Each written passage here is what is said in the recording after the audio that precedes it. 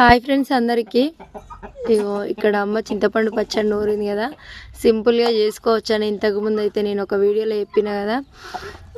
ఎట్లా అంటే మంచిగా ఒట్టిమిరపకాయలు, జీలకర్ర, ధనియాలు అన్నీ మంచిగా ఫ్రై అంటే నూనె లేకుండా ఉత్తిగానే వేంపుకోవాలి. వేంపుకొని మెత్తగా నూరుకున్న తర్వాత ఎల్లిపాయలు కొంచెం ఎక్కువనే వేయాలి. ఎల్లిపాయ కారం లెక్కనే ఒట్టిమిరపకాయలు అలా వేసి మంచిగా మెత్తగా నూరుకోవాలి కారం.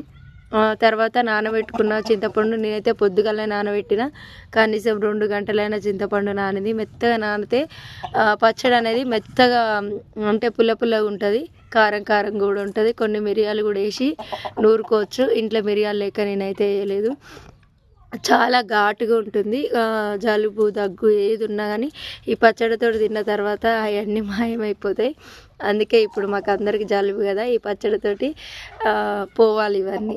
ఓకేనా మరి.